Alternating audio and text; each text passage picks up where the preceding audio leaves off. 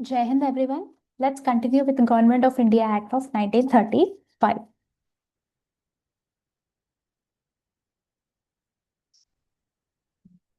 The Act marked a second milestone towards a completely responsible government in India. It was a lengthy and detailed document having 321 sections and 10 schedules. So, how many sections and schedules were in Government of India Act 1935? 321 sections and 10 schedules. The features of this act were as follows. It provided for the establishment of All India Federation consisting of provinces and princely states as units. So the provinces and princely states were put up into a federation called All India Federation.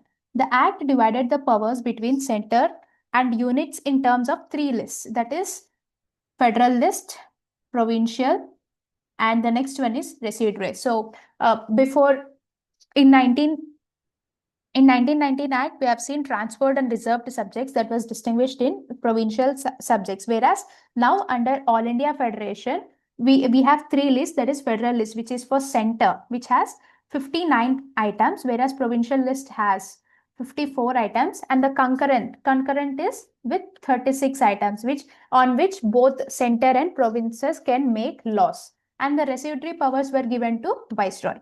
In the current scenario, the Indian Constitution also provides three lists, that is union, state, and concurrent list, and also the residuary powers were given power to the Parliament. So the three lists and their root, and they can be traced to the Government of India Act 1935. However, the federation never came into being as the princely states did not join. So although the All India Federation was made and the lists were divided into three divisions, it never came into being. The federation never came into being because what's the reason? The princely states did not join it. It abolished diarchy. So it is also a recommendation from Simon Commission to abolish diarchy. So it was abolished in the provinces and introduced provincial autonomy in its place. So diarchy was replaced by provincial autonomy. The provinces were allowed to act as autonomous units of administration in their defined spheres. Moreover, the Act introduced responsible government in provinces, that is, the governor was required to act with the advice of ministers. So what happened? It tried to introduce responsible government in provinces. How? The government was advised to act with the advice of governor was to act with the advice of ministers responsible to the provincial legislature. This came into effect in 1937. So when was it came into effect? 1937. However, discontinued in 1939. So what happened? The responsible government, its provision was enacted, came into effect in 1937. However, it was discontinued in 1939. It provided for adoption of diarchy at the center. So although in the states, provinces, their diarchy was abolished, it provided for adoption of diarchy at the center. Consequently, the federal subjects were divided into reserved and transferred subjects. However, this provision of the Act did not come into operation at all. So although it was provided under the Act, it never came into operation. So there was no diarchy either at the center or in the provinces. It introduced bicameralism in 6 out of 11 provinces. So how many provinces the British possessed in 1935? It had 11. So out of 11, 6 were given bicameralism. Let's see what the states are. First, it is Bengal, Bombay, Madras, and next is Bihar, Assam, and United Provinces. So these are all the 6 states that were given bicameralism. Bicameralism means having 2 houses, that is Legislative Council and Legislative Assembly. However, many restrictions were placed on them. So although it was made a bicameralism in 6 out of 11 provinces, there were many restrictions that were placed on them. It further extended the principle of communal representation by providing separate electorates for depressed classes, women, and labor. So under the Pune Act, it was made, the pact was made for retaining the Hindu joint electorate and reserving seats for depressed classes. But under Government of India Act of 1935, it has given separate electorate for depressed classes, women, and laborer. So until now, who all have separate electorates? Muslims, Sikhs, Indian Christians, Anglo-Indians, Europeans, and now depressed classes, women, and labor. And next, it abolished Council of India established by Government of India Act 1858. So under 1858 Act, it made a council with the 15 members that to assist Secretary of State for India. So under this act, that council was abolished, and Secretary of State for India was provided with team of advisors. So now instead of a council, the Secretary of State for India now has a team of advisors. Next, it extended franchise. About 10% of the total population got voting rights. So the franchise was extended to 10% of the population. It provided for the establishment of Reserve Bank of India to control the currency and credit of the country. So although Reserve Bank of India was established in 1934 with RBI Act of 1934, now it provided for RBI to control the currency and credit of the country. It provided for the establishment of not only a federal public service commission, but also a provincial public service and joint public service commission. So under 1919 Act, we have seen that there was a provision for establishment of Central Public Service Commission, which was set up in 1926. But under this act, it also provided for establishment of Provincial Public Service Commission, that is for the 11 provinces, and also Joint Public Service Commission for 2 or more provinces. Now, next, the last feature is it provided for the establishment of Federal Court. So when was the Federal Court established? It was established in 1937. Whereas when was the Supreme Court at Calcutta set up? It was set up in 1774, and the Federal Court was set up in 1937.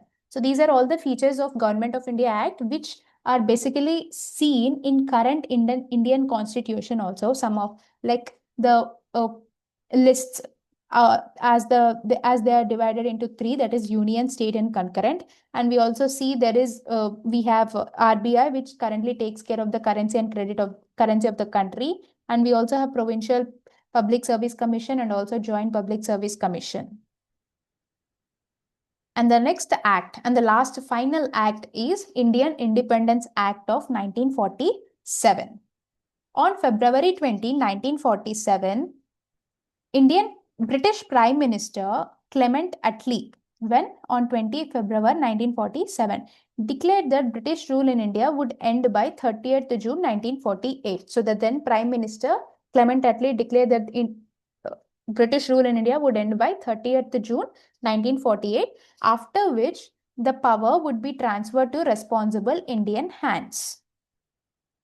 This announcement was followed by agitation by Muslim League demanding partition of the country. So after that, what happened? Muslim League demanded partition of the country. Again, on 3rd June 1947, the British government made it clear that any constitution framed by the Constituent Assembly of India, which was formed in 1946, cannot apply to those parts of the country which were unwilling to accept it. So what does it mean? India was then a combination of British provinces, princely states. So if the princely states wouldn't want to accept the Indian constitution, then they had the will to not accept it. So this is what emphasized by the British government on 3rd June 1947. And on the same day, that is June 3rd, 1947, Lord Mountbatten, who was the Viceroy of India, put forth the partition plan, which was also known as Mountbatten Plan. So what was the plan provided? The plan was accepted by the Congress and also the Muslim League. So the Mountbatten Plan, which was given by Viceroy Mountbatten, was accepted by the Congress and Muslim League.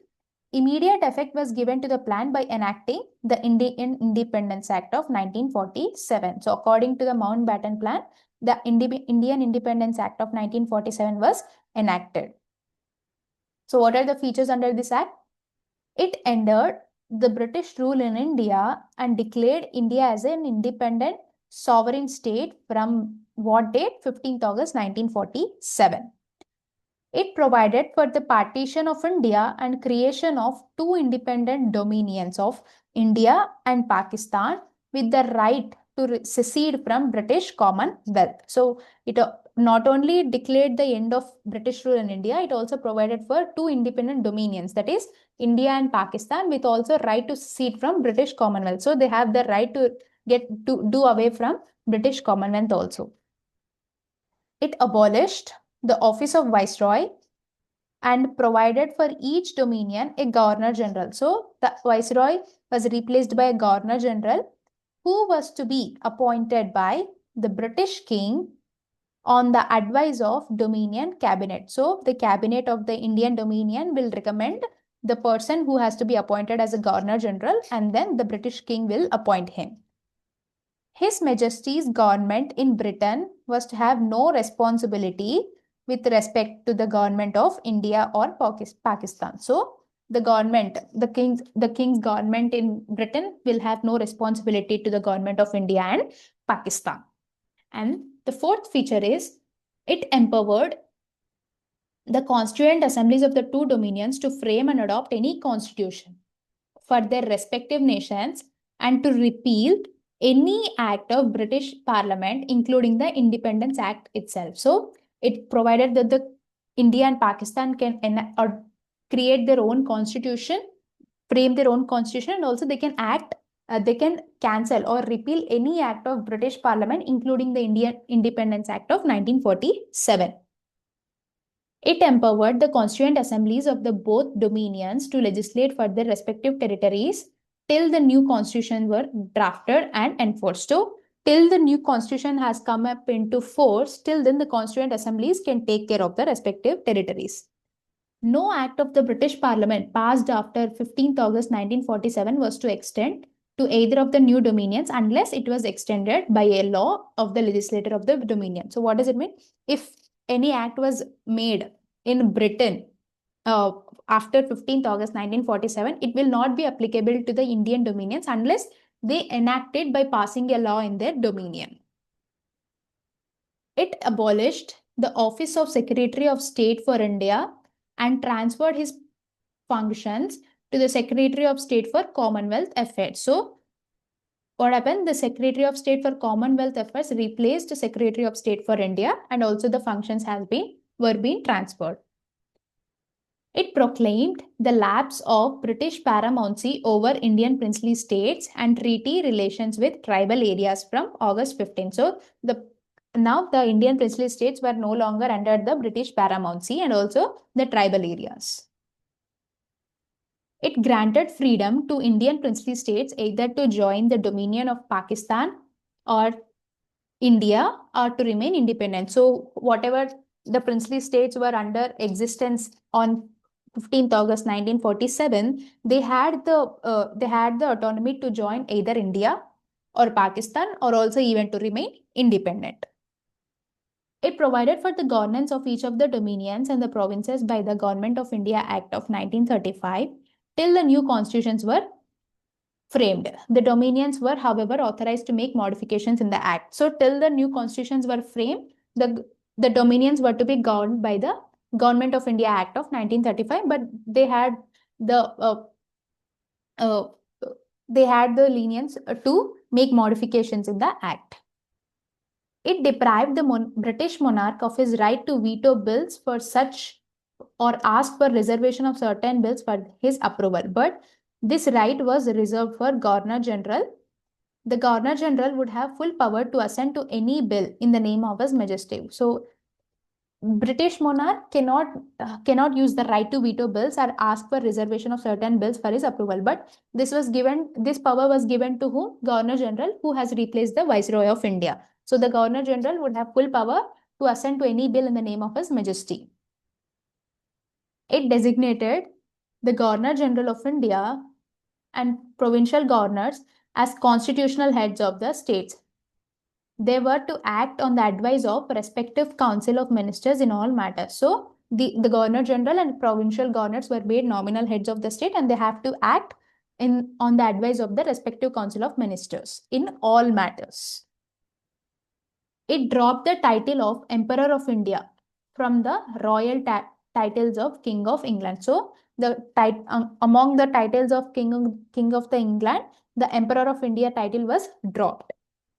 It discontinued the appointment of civil services and reservation of posts by the Secretary of State for India. So before, the Secretary of State for India used to appoint to people, members to civil services and reservation of posts. Now it was discontinued.